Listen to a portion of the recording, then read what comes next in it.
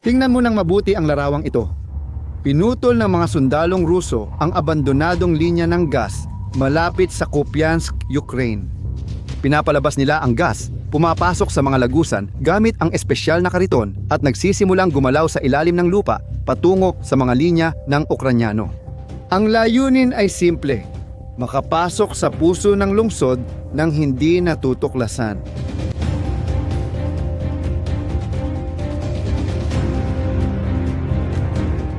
Gusto nilang lumitaw mismo sa gitna ng teritoryong kontrolado ng mga Ukranyano, sakupin ang mga gusali at bahay, at lumikha ng kaguluhan sa likod ng mga linya ng kalaban. Bigla ang pag-atake pero alam na ng mga Ukranyanong puwersa ang pagdating nila at ang susunod na mangyayari ay kamangha-mangha. Patuloy lang sa panunood, ipapakita namin sa iyo ang mga kamangha-manghang detalye ng digmaan. Para maintindihan ang operasyong ito, dapat mong malaman kung saan ang Kupiansk at kung bakit mahalaga ito sa digmaan. Ang Kupiansk ay isang lungsod sa hilagang silangan ng Ukraine, sa rehiyon ng Kharkiv, ilang kilometro lang mula sa hangganan ng Russia. Bago magdigmaan, nasa 27,000 tao ang tahimik na naninirahan doon. May mga bahay, apartment, paaralan, gasolinahan, pamilihan at mga pamilyang namumuhay, isang karaniwang lungsod lang. Ngunit noong Pebrero 2022 nang salakayin ng Rusya ang Ukraine, mabilis na bumagsak ang Kupiansk. Sinakop ng mga Ruso ang lungsod noong simula ng digmaan. Ilang buwan ring namuhay ang mga tao sa ilalim ng okupasyong militar. Marami ang tumakas sa kanluran. Ang mga naiwan ay namuhay sa takot, hindi alam kung ano ang mangyayari kinabukasan. Noong Setyembre 2022, naglunsad ang Ukranya ng isang mabilisang kontraopensiba sa rehiyon ng Kharkiv at pinalaya ang Kupiansk. Mahalagang tagumpay ito, sandali ng pag-asa. Ngunit ang lungsod ay nanatiling malapit sa labanan, ilang kilometro mula sa mga posisyon ng Ruso, kaya hindi ito nagkaroon ng tunay na kapayapaan. Nagpatuloy ang mga pag-atake ng artilyeriya, regular na bumabagsak ang mga rocket, karamihan sa mga sibilyan ay hindi na bumalik. At ngayon, sa pagtatapos ng 2025, sinusubukan ng mga puwersang Ruso na muling makuha ang kontrol. Gusto nilang mabawi ang Kupiansk anuman ang halaga. Malaki ang halaga ng lungsod, lalo na sa estratehikong aspeto. Sa pamamagitan nito, nakakontrol ng Ukraine ang mahahalagang ruta ng supply at mga linya ng tren. Kung sino ang may kontrol sa Kupiansk, siya rin ang may kontrol sa buong rehiyong iyon. At iyan ang dahilan kung bakit nagkaroon ng matapang at napakapanganib na ideya ang mga sundalong Ruso para sakupin ang lungsod malapit sa maliit na baryo ng Liman Pershay sa timog ng Kupiansk. May mga abandonadong tubo ng gas doon, malalapad na lagusan na dati ay ginagamit para maghatid ng natural na gas sa rehiyon na nag-uugnay sa mga lungsod at industriya. Pero dahil sa digmaan, marami sa mga tubong ito ay hindi na ginamit at pinabayaan na lang. Pinuputol ng mga sundalong Ruso ang mga butas sa mga tubo gamit espesyal na kagamitan. Pinapa-pump out nila ang natitirang gas dahil kahit anong sulyap ng apoy o kahit anong kislap pwedeng magdulot ng pagsabog isang sakuna. Isa itong mapanganib, mabagal at nakakakulong na trabaho. Kaya sa maliliit na grupong 3 o 4 na lalaki, pumapasok sila gamit ang inangkop na kariton na parang sa lumang minahan. Dahan-dahan silang gumagalaw sa ilalim ng lupa sa halos ganap na kadiliman. Ang ilan ay gumagamit ng flashlight pero mahina ang ilaw, masikip, basa, malamig. Mabigat ang hangin, nakakakulong ang pakiramdam at delikado. Pero dinadala sila nito diretso papasok ng lungsod nang hindi nakikita ng mga depensa sa ibabaw, nang hindi natutuklasan ng mga drone, nang hindi dumadaan sa mga trinsera ng Ukranya. Kapag narating nila ang tamang lugar na naiplano na sa operasyon, pinuputol nila ang isa pang butas mula sa loob palabas at lumilitaw sila sa gitna ng Kupiansk. Gumana ang plano. Biglang lumitaw ang mga grupong impanterya ng Rusya sa loob ng lungsod para bang sumulpot sila mula sa wala. Sinakop nila ang mga bahay at gusali ng apartment. Mabilis silang kumalat sa residential na bahagi. Sinusubukang magtayo ng mga posisyon para sa depensa. Hindi pa napapansin ng mga Ukranyano, binabasag na nila ang mga bintana, nilalagay ang machine gun, at naghahanda ng mga posisyon para sa putukan. Pero may malaking problema para sa mga Ruso. May mga reconnaissance drone ang mga puwersang Ukranyano sa lahat ng dako, palaging umiikot sa lungsod at kakadetect lang nila ng paglusot. May mga kahina-hinalang galaw sa mga bahay na dapat ay walang tao, mga armadong lalaki kung saan dapat ay walang tao. Kaya nagbigay na sila ng alarma. Makinig ka mabuti dito. Makikita mo kung gaano kahanga ang operasyon ng mga puwersang Ukranyano sa labanan sa lungsod. Agad na ipinadala ang grupong Ukranyanong pang-atake sa lugar. Mataas ang pagsasanay ng mga sundalo. Karamihan ay may buwang o taong karanasan sa labanan. May dala silang granada, rifle, ballistic vest, helmet at higit sa lahat, tapang. Tinuro ng komander ang direksyon sa tablet screen na konektado sa reconnaissance drone. Ipinapakita niya kung nasaan ang mga Ruso. Umuusad ang grupo sa taktikal na pormasyon, lumilipat mula taguan gamit ang wasak na pader at inabandonang sasakyan para protektahan ang kanilang sarili. Lumapit sila sa isang gusali kung saan kakapwesto lang ng Rusong impanterya. Walang oras sa paglusob o negosasyon, diretso ang atake. Una, granada sa mga bintana, boom boom boom. Umalingaw-ngaw ang mga pagsabog sa gusali, saka sila mabilis at agresibong pumasok. Bawat sulok ay nililinis gamit ang putok, bawat pinto ay tinitingnan, bawat kwarto ay sinisiguradong walang tao. Bawat posibleng pwesto ng pananambang ay dininyutralisa bago pa makaganti ang kalaban. Sa loob lang ng ilang minuto, ang mga Ruso na sumakop sa gusaling iyon ay nanyutralisa. Ang ilan ay napatay, ang iba ay nasugatan, at may ilan ding nakatakas sa likod. Pero ito pa lang ang simula. Maraming infiltradong Ruso ang nagkalat sa lungsod. Nasa iba't ibang gusali sila sa maraming kalye at ngayon magsisimula ang isang nakamamatay na habulan. Bahay-bahay, kalye-kalye.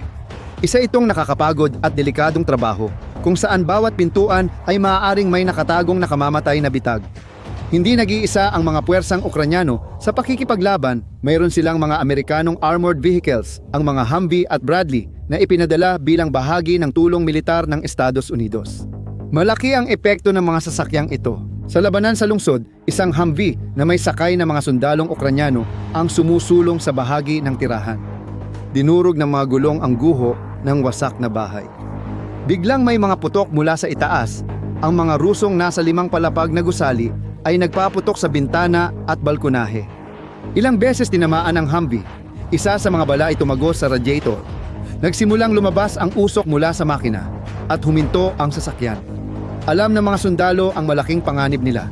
Mabilis silang tumalon palabas sa mga pintuan sa gilid at likuran, pumuwesto sa depensa sa likod ng nasirang sasakyan at nagsimulang gumanti ng putok.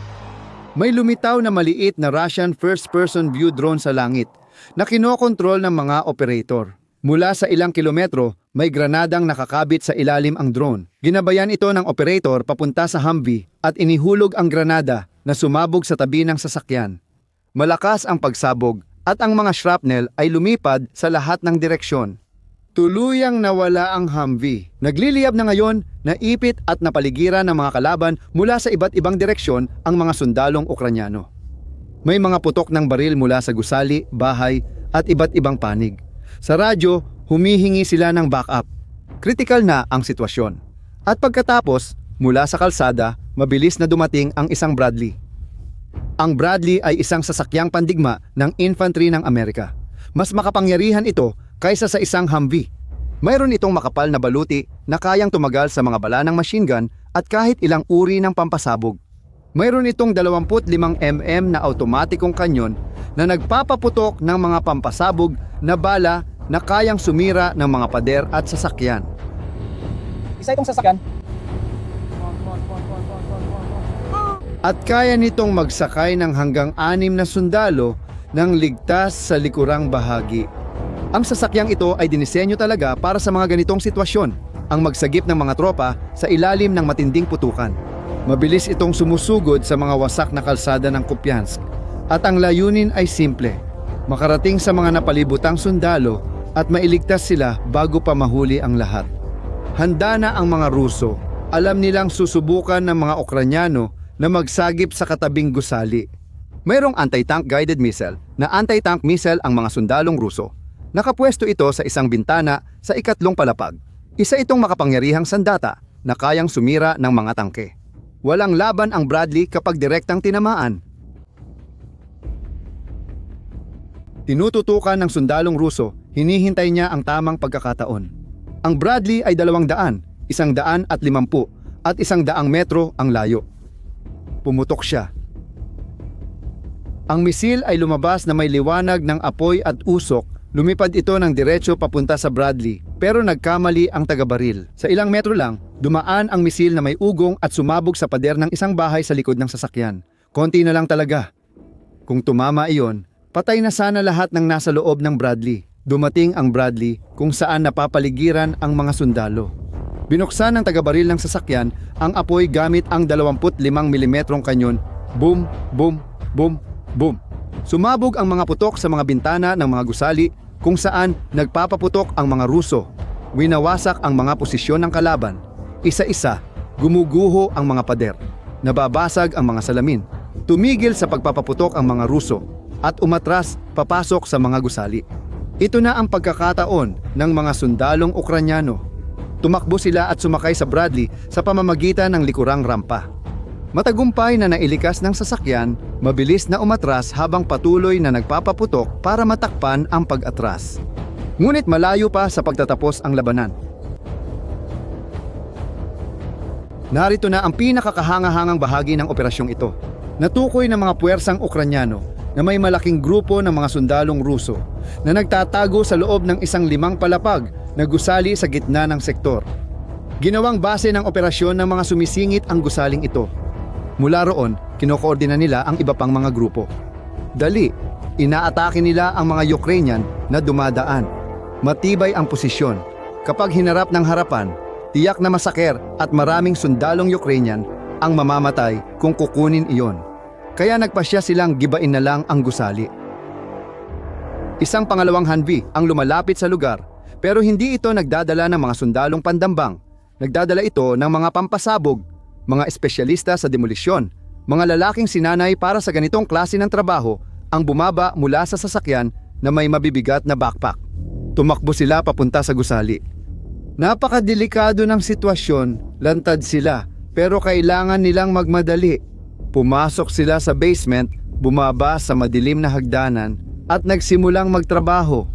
Hinatak nila ang mabibigat na kargang pampasabog, malamang na 2 dosenang kilo ng C4 o katulad na pampasabog, at inilagay ang mga ito sa mga haliging estruktural ng gusali. Ang mga haliging ito ang sumusuporta sa gusali. Sirain mo ang mga ito at babagsak ang lahat. Eksaktong agham at teknolohiya ito. Iko-konekta nila ang mga detonator, tinitiyak ang mga koneksyon at inihahanda ang lahat. Samantala, sa itaas, pinapanood ng mga komandanteng Ruso ang lahat gamit ang sarili nilang mga drone. Nakikita nila ang Humvee. Nakikita nilang pumapasok ang mga tao sa gusali. Napagtanto nila ang nangyayari at tuluyang nagpanik. Nagsimula silang magpadala ng mga desperadong mensahe sa radyo para sa kanilang mga sundalo sa loob ng gusali. Lumabas kayo, lumabas kayo. Ngayon na, pasasabugin nila ang gusali. Lumikas, lumikas agad, pero huli na ang lahat. Natapos ng mga eksperto sa demolisyon ang kanilang trabaho, sinuri nila ang lahat ng huling beses at mabilis na bumalik sa Humvee. Umandar ang sasakyan at mabilis na lumayo sa panganib habang dumudulas ang gulong sa guho. Pumwesto sila sa ligtas na distansya. Ibinigay ang utos sa radyo, 3, 2, 1.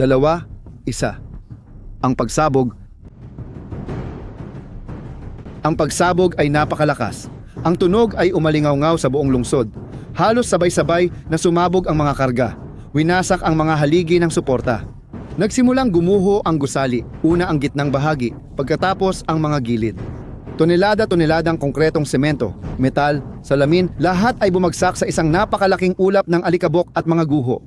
Ang mga sundalong Ruso na nasa loob sa mga itaas na palapag ay hindi na nagkaroon ng oras para makatakas. Sila ay natabunan sa mga guho. Ang ilan ay agad na namatay.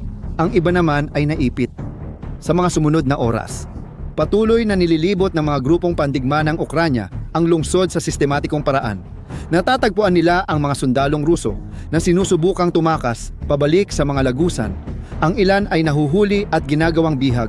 Ang iba naman ay napapatay sa mabilis at marahas na sagupaan.